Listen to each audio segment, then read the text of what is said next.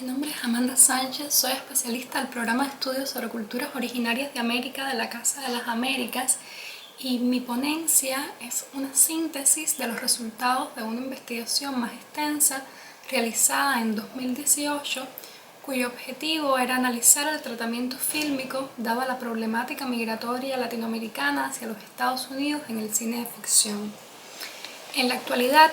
acudimos a una mayor visibilización de los migrantes como protagonistas de cientos de noticias que aparecen a diario en los medios de comunicación alrededor del mundo. Podríamos mencionar como ejemplo el escándalo mediático alrededor de la iniciativa de Donald Trump de construir un muro en la frontera, haciendo más notable aún la división entre los Estados Unidos y México, o la detención de cientos de niños en la frontera, la separación de sus padres, quienes fueron deportados hacia sus países de origen, o los cuerpos encontrados en el desierto de Sonora durante 2019. Pero cabe preguntarnos si es tan actual el proyecto de construcción del muro, esta crisis migratoria infantil o la deportación de ciertas personas, los asesinatos indocumentados en tránsito por el desierto. Desde hace ya 7 años, la película mexicana La Jaula de Oro del director Diego Quemada Díaz nos situaba ante el tan problemático muro cuya construcción inició el presidente Bill Clinton en 1994, respaldado por la Operación Guardián. Por otra parte, películas como Verlife, Frontera, Desierto denuncian explícitamente la criminalización y la deportación sufrida por los migrantes latinoamericanos, y esta es tan solo una pequeña muestra de los tantos filmes que tratan como parte de sus tramas los lados más decadentes de la migración y de sus consecuencias. Las historias mostradas en estas películas no fueron presagios atemporales de lo que acontece el día de hoy, sino que funcionaron como un espejo del contexto en que fueron realizadas, situando al espectador ante acontecimientos silenciados durante muchísimo tiempo por las cadenas de comunicación hegemónicas. Los universos ficticios de La Jaula de Oro, Frontera, Desierto y A Better Life establecen conexiones entre las historias de sus personajes y los contextos económicos, políticos y sociales en los que fueron concebidas, y es un deber del espectador crítico adentrarnos en estos contextos, pensar en ellos, analizarlos e ir más allá de lo mostrado en la pantalla y en los contenidos explícitos de los filmes. Para situarnos un poco en contexto, es necesario recordar que con el lanzamiento de la campaña electoral para la reelección del presidente Barack Obama en el año 2012, hizo que desde el año 2011 tomara una gran importancia el voto latino, de ahí que la migración latina hacia los Estados Unidos y los migrantes ocuparan un lugar central en los debates más polémicos y difundidos de los medios de comunicación, produciéndose así una mayor visibilización de las problemáticas referidas a la migración latinoamericana hacia los Estados Unidos, tanto desde el establishment, ya que esto formaba parte del objetivo del discurso presidencial, como desde otros medios, entre los que se sitúa el cine. De los filmes seleccionados para el análisis en mi investigación, solo La Jaula de Oro se valía de elementos visuales para revelar las causas por las que migraban sus protagonistas, mientras que en Everlife, Desierto y Frontera, estas se explicitaban a través de elementos textuales, o sea, del diálogo, lo que hacía que fuera necesario ser más intuitivo para reconstruir el contexto de estas películas. Pero tales variaciones en los recursos narrativos no alteró el hecho de que se identificaran causas comunes en todos los filmes y que estaban presentes en el contexto macro de la región, como eran la pobreza y la violencia. México es el escenario de partida de los personajes de Desierto, Frontera y Everlife, y Guatemala de La Jaula de Oro. Y a pesar de las heterogéneas realidades de estos países, la extrema pobreza, la violencia criminal impune, la inseguridad en el sentido más amplio y la marginalidad, venían a engrosar como una lista mucho más amplia de razones por las que los personajes de estas películas emprendían el largo viaje de la migración o lo hacían emprender a los seres queridos. La toma de decisión de migrar es sin duda multicausal y en ello influye no solo la situación en el país de partida, sino también lo que esperamos alcanzar en el país de destino, las mejoras económicas a través de un mejor empleo u otras formas de ingreso son los resortes motivacionales predominantes a los que se une la reunificación familiar. Los Estados Unidos son descritos por Juan, uno de los niños de la jaula de oro, como los sueños del oro, como la tierra de las oportunidades, en la que la realización de sus sueños y de sus expectativas parece no solo posible, sino probable, y lo cual entra en un violento contraste con la realidad que enfrentan casi todos los personajes al llegar a los Estados Unidos. El migrante se ve envuelto en un proceso de asunción de certezas asumidas, en virtud de las cuales rechaza determinados elementos de la sociedad emisora y anhela características, sobre todo mediáticamente elaboradas, de la sociedad receptora. El tratamiento fílmico dado a la migración que predomina en las 4 películas ya mencionadas es el de la migración de forma clandestina, por lo que los personajes son indocumentados desde que cruzan la frontera. Y si bien es cierto que esa es solo una de las expresiones de la migración y como tal no abarca para nada todo el fenómeno migratorio, es indudable que constituye la vía más trágica y peligrosa para migrar. Esta es la razón por la cual los migrantes, por la cual los directores de estos filmes no se detienen en los casos de aquellas personas que llegan al país por vías legales y tras la expiración de sus visas se convierten en indocumentados, sino que aprovechan las posibilidades dramáticas del cruce de fronteras. Las escenas enfatizan sobre todo las vejaciones impuestas a los personajes por precarias condiciones del viaje, enfrentándolos a un amplio abanico de peligros, como por ejemplo exponerse a los desafíos de la geografía por la que se mueven, o a la indiferencia de aquellos personajes que por indolencia, predisposición o provecho propio entorpecen el cumplimiento de su objetivo, dígase agentes de la migra, traficantes de personas. Y como si fuera poco, los personajes enfrentan diferencias y conflictos internos agravados por sus propias creencias y estereotipos. Merece un destaque especial la cinta La Jaula de Oro por la tendencia estética sobre la que está construida, que le aproxima mucho al estilo documental, no solo porque los protagonistas de la película no son actores o porque no se siguió un guión durante el rodaje del filme, sino sobre todo porque el equipo de realización recorrió junto a cientos de migrantes la ruta a través de México hacia la frontera norte de Estados Unidos, lo cual implica que las personas aglomeradas en los techos de los trenes no son actores, sino migrantes reales que se encontraban camino a los Estados Unidos, lo que otorga sin duda un mayor grado de veracidad a la trama. A partir del año 2000 se registra un aumento del flujo de migrantes menores de edad en estado indocumentado provenientes de varios países centroamericanos. Sin embargo, la migración infantil indocumentada no fue considerada como una crisis humanitaria hasta el año 2012.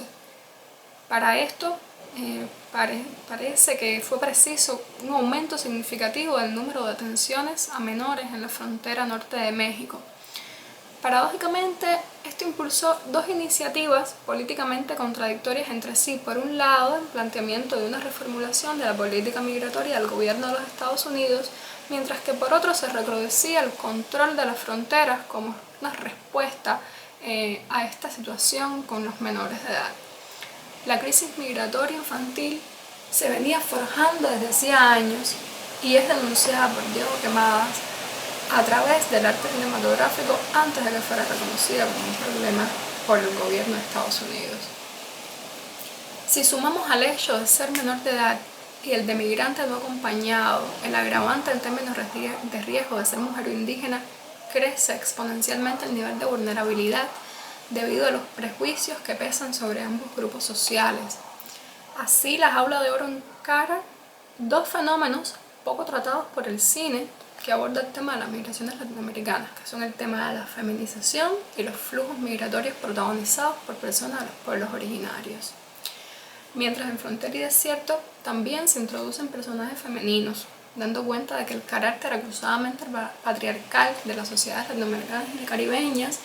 determina que las mujeres sean especialmente vulnerables y expresen mayores riesgos como víctimas potenciales de delitos sexuales y como el blanco predilecto de las redes de trata de personas. El personaje de Sara en La Jaula de Oro cambia su apariencia física a la de un hombre, toma una píldora anticonceptiva por el miedo a la violencia física y sexual. Esta escena se convierte no solo en un símbolo, sino en una acusación explícita a las condiciones infrahumanas a las que están sometidas las mujeres en situación migratoria irregular. Como Sara, muchas son interceptadas y raptadas, en algunos casos captadas por bandas que las explotan en maquilas o en negocios asociados al comercio sexual. Otras, como Adela en Desierto, son acosadas y como Paulina en Frontera, violadas. Además, el ojo crítico de Diego Quemada, director de La Jaula de Oro, corre el velo de silencio que los grandes medios de difusión suelen arrojar sobre el tema de la discriminación étnica y racial que pesa sobre los indígenas. Esto lo hace a través del personaje de Shock, un adolescente de origen tzotzil que sirve de pretexto para completar la denuncia social inaugurada con el tópico femenino. Los personajes originarios, los pueblos originarios padecen la discriminación racial por parte no solo de aquel otro constituido por el estadounidense conservador, sino incluso desde las comunidades latinas a las que pertenecen y con las que deberían sentirse identificados supuestamente, y esto se muestra en el filme. Shock no habla español y al no traducir sus intervenciones en la película, el realizador sostiene a la inversa el recurso del desconocimiento lingüístico al que en muchas ocasiones están sometidos los habitantes de estos pueblos ante productos comunicacionales hegemónicos tratados y construidos solo desde el inglés o el castellano, y este se puede entender como un ejercicio de contracultura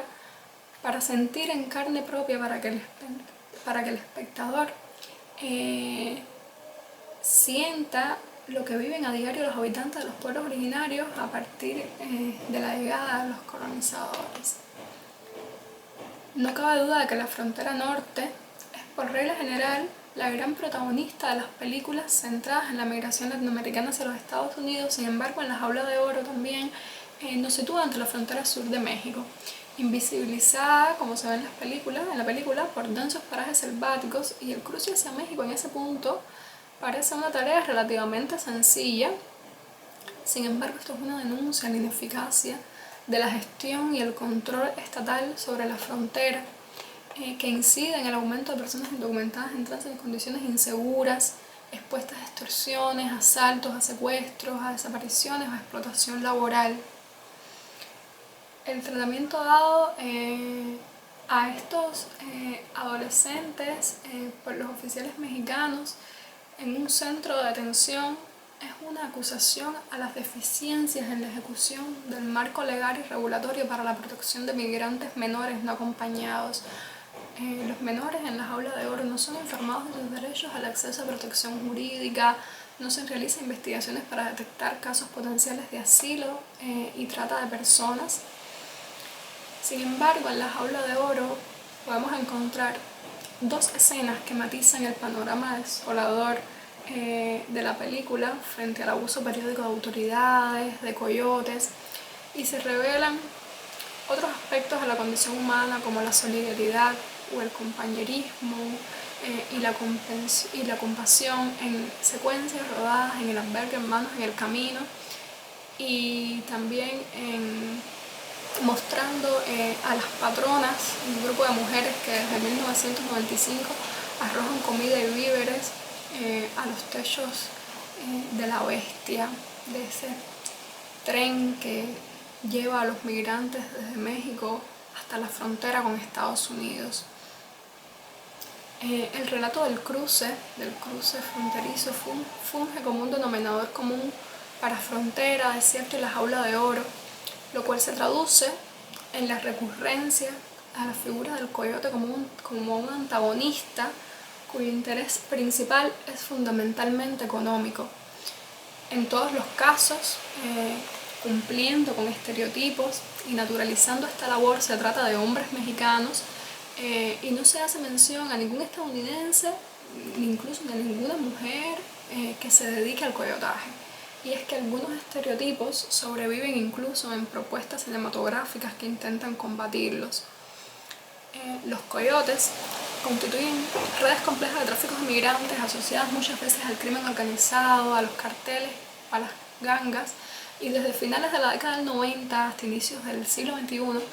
el negocio migratorio se fortalece, convirtiéndose en una gran industria en la que ya no se paga solo por pasar la frontera, sino para no ser asesinado antes de pisar suelo estadounidense. Quiero compartir algunos datos. Entre 2010 y 2011, la Comisión Nacional de Derechos Humanos de México citó más de 214 secuestros masivos que involucraron alrededor de 11.333 personas, y solo en 2013 fueron reportados 11.000 secuestros.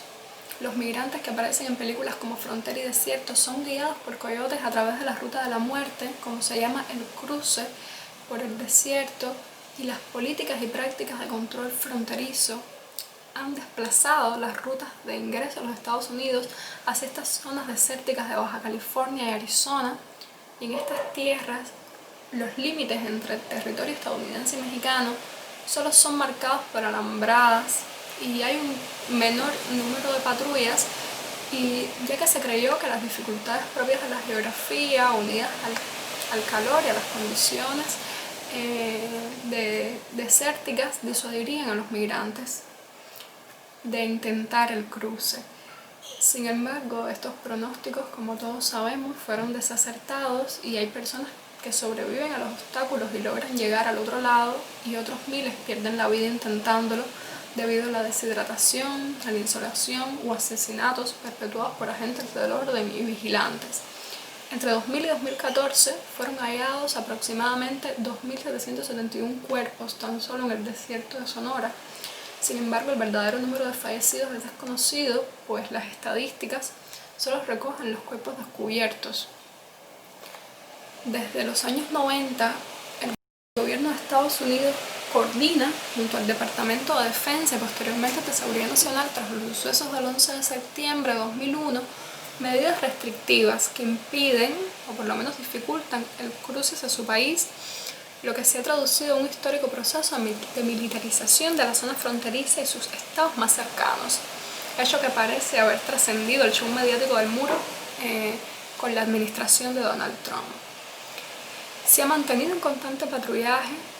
y que se vale de una infraestructura compleja compuesta por helicópteros, potentes luces, infrarrojos de visión nocturna, drones, sensores de movimiento, lo que hace que muchos comparen a esta frontera con una zona de guerra. Durante la primera y segunda administraciones de Obama, la militarización fue ratificada como una medida de seguridad, como una medida de contención de la crisis migratoria, destinando millones de dólares al aumento de la seguridad fronteriza. Y esta fue reforzada con la puesta en práctica de ordenanzas con carácter punitivo contra los migrantes indocumentados. Hasta ese momento el control sobre los indocumentados quedaba en manos de los agentes del ICE, pero estas leyes confieren a la policía la autoridad de chequear el estatus migratorio de cualquier persona en cualquier circunstancia y detenerlo si no tiene o presenta problemas con su permiso de residencia. El miedo a ser deportado, por supuesto, crece entre los indocumentados, quienes tienen más posibilidades de ser detectados, y muchos de ellos, como Moisés en el filme Desierto y Carlos en A Better Life, declaran haber pasado años en los Estados Unidos antes de ser identificados como ilegales. La deportación se convirtió así en un acto con un doble carácter, un carácter de criminalización y de discriminación, lo que es entendible que esta situación sea tan visible en algunas escenas rodadas en centros de deportación en las películas Frontera y A Better Life. Según las legislaciones estadounidenses, ser indocumentado es una falta administrativa. Sin embargo, los migrantes con este estatus son tratados como criminales. El migrante permanece detenido hasta que se aclare su situación migratoria o se procede a la deportación, aunque no haya cometido delito alguno. La Agencia de Aduanas y Protección Fronteriza de los Estados Unidos penaliza con cárcel la reaprehensión de migrantes desde los Estados Unidos. No obstante, el encarcelamiento por infracciones migratorias no frena el intento de un nuevo cruce, como podemos ver en la película Better Life con Frontera. Los llamados gubernamentales a resguardar la seguridad en la frontera provocaron además la revitalización de organizaciones civiles y de personas que apoyan o pertenecen a grupos de supremacistas blancos que se han adjudicado la tarea de velar por la seguridad de su país, deteniendo la invasión de los migrantes, como le llaman. Estos vigilantes deberían limitarse a reportar el avistamiento de migrantes en territorio estadounidense. Sin embargo, los persiguen, los capturan y hasta asesinan, como evidencian escenas de las películas La Jaula de Oro, Frontera y Desierto. En esta última, en Desierto, el vigilante comparte protagonismo con el migrante. Estéticamente, Desierto presenta una diferente factura y está marcada dentro de una estética propia de los filmes de acción de los años 70, y si bien la denuncia a los cientos de personas que mueren a manos de los vigilantes se restringe un poco al arquetipo del persecutor y el perseguido, del cazador y la presa, el filme retrata a aquellos que se autoproclaman jueces movidos por el odio, la xenofobia, el patriotismo y el ultranacionalismo. Por otra parte, aquellos que logran llegar y permanecer en los Estados Unidos pasarán a formar parte de la gran minoría latina, concepto que no reconoce la diversidad y aglutina a todos los latinos en un bloque monolítico, cuando por el contrario son un sector poblacional heterogéneo con diversos orígenes nacionales, lo que implica múltiples culturas e identidades. Mucho de lo que marca el ritmo de la cotidianidad californiana está condicionado por lo anterior y aparece expresado en la recreación del entorno de Better Life. Esta película hace hincapié en el tema de la identidad, de la conservación de las tradiciones culturales, religiosas y de la lengua natal, y enfatiza que con la migración no ocurre un proceso de asimilación o angloconformación, sino una hibridación cultural compleja que se expresa, por ejemplo, en la fusión del español y el inglés, en este fenómeno lingüístico denominado Spanglish, utilizado en A Better Life y en Frontera, dando cuenta de la complejidad del choque cultural entre la América Latina y los Estados Unidos, producto de la migración.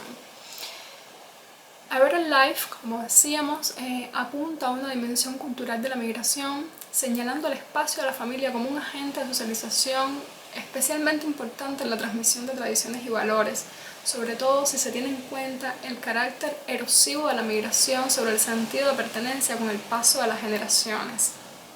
Por otra parte, Frontera es una película que tiende un poco al romanticismo porque sus protagonistas, Miguel y Paulina,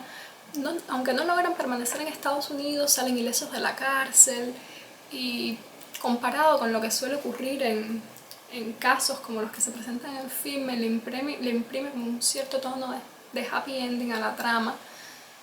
Sin embargo, es muy interesante el discurso de la película alrededor de la frontera que da nombre al filme y que es aquí más que un espacio físico geográfico. Es una zona de conflicto y contradicción que excede la limitación política administrativa. La dinámica fronteriza tiene una dimensión social, política, económica y cultural que marca para el migrante la diferencia entre la mismidad y la otredad. Es por eso que es descrita como un lugar de encuentro de diversos universos simbólicos, como un espacio permanente de negociación e intercambio, aun cuando el Estado, las instituciones de manera general, intentan garantizar la reproducción y defensa de la cultura hegemónica y de la identidad nacional estadounidense. Las familias y los amigos constituyen el núcleo central de la red de apoyo a la migración y son la razón de la causación acumulativa de la migración en los filmes. Sobre los amigos y las familias recae la faena de alentar y consolar a los migrantes en el reto que su proyecto supone, y sin ellos la voluntad de los viajeros se vería indudablemente socavada por el miedo, la duda y la resignación. Son, por tanto, la extensión necesaria para los resortes motivacionales, para la ayuda psicológico-material y un refuerzo positivo ante la elección de partir. Los realizadores de los filmes analizados logran alejarse de la glorificación del American Dream al mostrar el lado oscuro de la migración, al mostrar el lado oscuro de este sueño americano vinculado a la explotación laboral, la discriminación étnica y racial, la violencia, la criminalización, incluso en la igualdad aparentemente garantizada por los marcos legales. Además,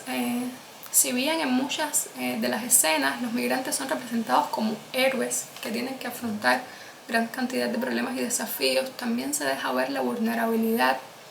y ambigüedad moral propias de la condición humana, la incertidumbre, las actitudes vacilantes en situaciones críticas, lo que dota a los personajes de una mayor complejidad dramatúrgica en estos filmes. Quien ve estas películas sin tener en cuenta la fecha en la que fueron realizadas podría creer inocentemente que se trata de producciones más recientes. Sin embargo, estos realizadores fueron transgresores que frente a las producciones hegemónicas hollywoodenses, cargadas de estereotipos y absurdas legitimaciones de la consecución del sueño americano,